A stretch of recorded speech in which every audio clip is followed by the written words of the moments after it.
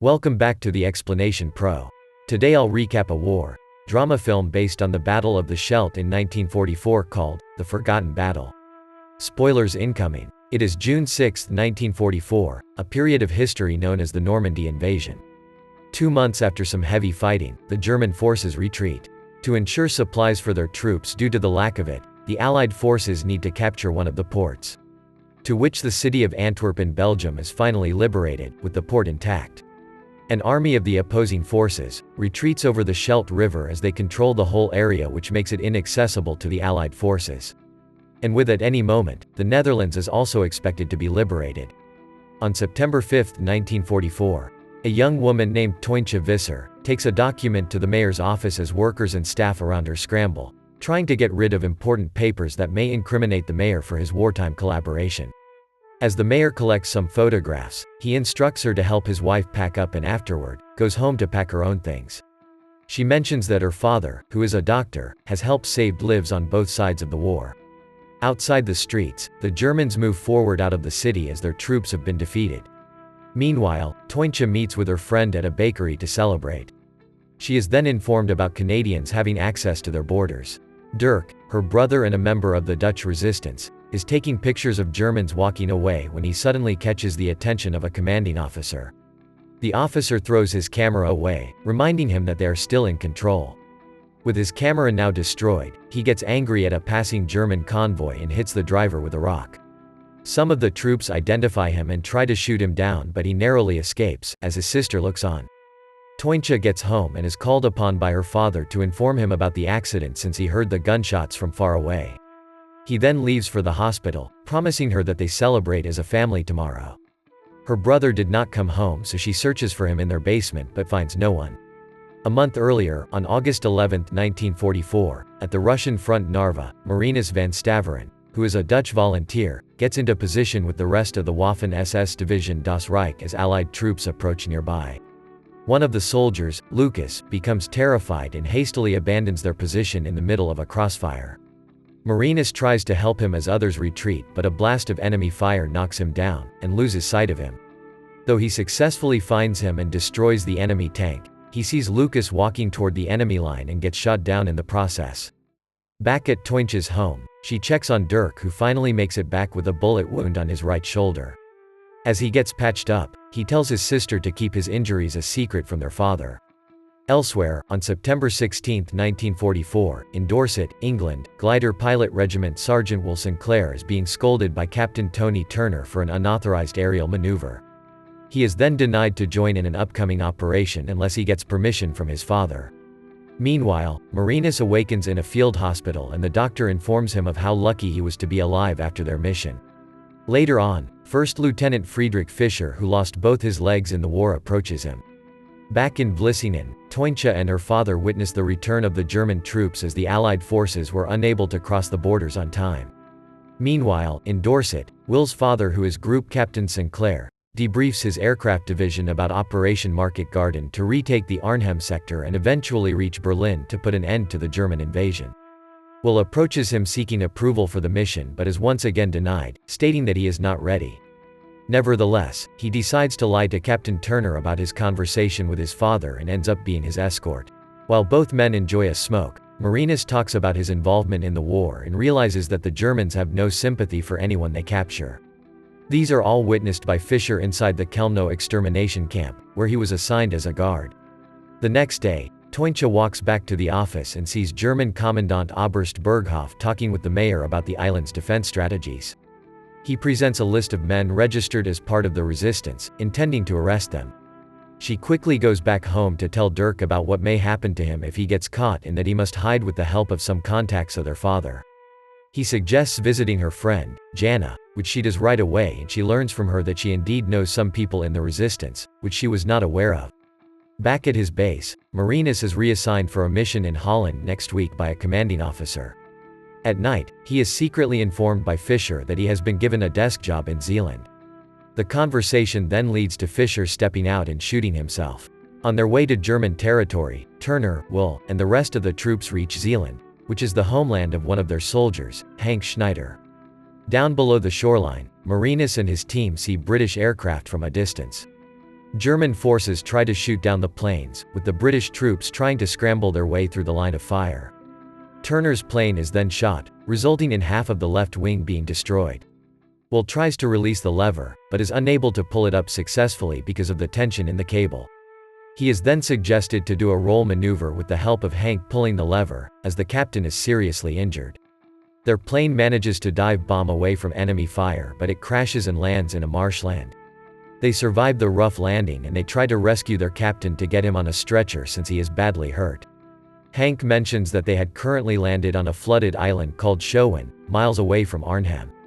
With no other choice, they carry on and evade a German boat patrol. Back at home, Toincha hides Dirk as Commandant Berghoff and his men arrive to see her father. She offers him a drink and they converse about her family. Her father then comes back home and the commandant asks him to patch up his right leg. He also requests that he send his son to his headquarters to report the incident. At night, the family discusses the matter, with Dirk willing to face the consequences. Hearing this, Toincha promises that Jana will hide him away, to which her father proposes a negotiation instead. At the German headquarters in Zeeland, Martinus works as a secretary and translator for the German commandant. He sees Toincha and her father as they defend Dirk's action, now that he is branded as a fugitive by the Germans. They seek a compromise to let him surrender in exchange for the other boys, who are caught in the incident, to be released. They even go as far as giving him a lifetime prison sentence. She whispers to her father in Dutch, which gets translated to the commandant by Martinus, and it is eventually decided that her brother's punishment be fair but lenient. Back at home, the siblings say their tearful goodbyes, with her brother whispering to her about something he hid to give to Jana. She finds a package filled with photographs of German artillery and prepares to give it to Jana as long as she gets involved and meets with her contacts.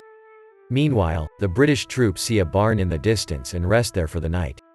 As they collect themselves, Will sees a shadow of someone walking toward the barn who is apparently a farmer. He gives them food and they talk to him about the failure of the operation, learning that the Canadians have crossed the Belgian border and reached Holland. Based on the map, they are on the other side of the island, so they have no choice but to go towards the Canadian lines. Around 8 in the evening, Jana takes Toincha to meet with friends of hers. They inform her about needing a map to chart the tides of the Sloe in exchange for some assistance to free Dirk. At the German headquarters, the commandant expresses sympathy for Dirk since he is underage, but states that he cannot be exempted from execution for being in the resistance. As the day is about to end, the British soldiers finally find a way out of the estuary toward an abandoned house in the village. They eventually celebrate the night with some liquor that they found in the basement. The following morning, Will is furious that some members of their unit fled unnoticed and abandoned them. Captain Turner decides to stay in the house while he and Hank find a boat. After some time, they spot a boat that is unfortunately damaged. They immediately head back to the house, where they hear another voice inside with the captain. They catch a German soldier, Hermann, surrendering, but he tries to grab Will's gun, and they end up in a scuffle down the basement. After subduing him, they go to the next room to find the captain at gunpoint. Realizing that he cannot escape, Captain Turner orders Will to shoot, but he tries to calm the German soldier down. Out of panic, he accidentally pulls the trigger and kills the captain, and so Will fires back. Angry at what just occurred, he kills the other soldier in the basement. The two surviving men bury their captain and take the boat to the river. On the other hand, Hank hesitates since he is unable to swim, and so he lets Will cross on his own. Back in the mayor's office, Toincha finds the tidal map of the slow channel she was requested to retrieve, and drops it off at Jana's bakery. Meanwhile, Martinus hears the screams of torture coming from the hallway, where fellow German soldiers interrogate Dirk while cutting off his fingers. He then goes back to his workstation and is tasked to find the addresses of 5 more revealed members of the resistance. He spots Toincha and secretly tells her about the upcoming execution. Unfortunately, he gets caught by a German officer. Because of this, he is summoned by Berghoff to be a part of the firing squad lineup for the execution of Dirk. Hearing the grave news, Dr. Visser rushes to see the commandant and pleads for Dirk's life, but is ignored. He goes home in defeat, as his son and all the captured men are gunned down in an open field. Devastated by the fate of her brother, Toincha goes to Jana and is sucked into the resistance's plan. As pointed out in the map, she finds out that Dirk had been covertly taking pictures of German artillery positions along the Scheldt River. She also learns that if the Allied forces will cross the other side using the muddy fairway during high tide, crossing the dam will prove perilous. This will be a way for her to get the map and photos to the Allies as well. She and Jana cross the border patrol and look for a boat by the Cornelis farm, but are unable to find it through the marsh. Martinus continues to reflect on what had happened at the execution, as he is drafted once again in combat duty across the shores of the Scheldt River, a day before the Battle of Walcheren Causeway. Meanwhile, Will lands on Walcheren and joins Canadian Army forces advancing. He befriends a soldier, Bill, who helps him get food and change into a new uniform. As night falls, the two women manage to find the boat but are seen by hostile enemy troops, resulting in Toincha being captured. But she, fortunately, pushes the boat to let Jana escape with the map and photos, but the enemy shoots at her, leading to her being wounded by them. The next day, both sides are preparing for war with Martinus and his men taking part in the German defense, while Will and the Canadians execute a full Allied assault. The battle begins and an exchange of gunfire is seen as the Allies crawl towards the enemy territory, with many casualties. They are forced to fall back after more and more are gunned down by the Germans' heavy artillery.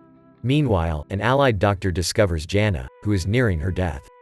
Her bag and its contents are taken to the Major, with Will looking at her as she dies. With the map in their possession, the Allies plan accordingly based on the layout of the land area. At nightfall, a team quietly crosses the river as gunfire from opposing forces ensues. On his side of the battlefield, Martinus witnesses one of the men being shot for disobedience and gets disillusioned. He escapes and meets Will in the marsh. Both men point guns at each other but they eventually let each other go. Nearing the end of the battle, Toincha is inside one of the holding cells and gets assaulted by a German soldier. She is saved by Martinus, who stabs him but gets shot in the process. She tries to stop the bleeding, but he can only shed a tear as he dies. She finally gets rescued by Will and his troops and they walk away as the town is liberated by Allied forces. The Allied victory at Walcheren Causeway helped Allied forces to open sea routes to the port of Antwerp, which contributed to the liberation of the Netherlands on May 5, 1945.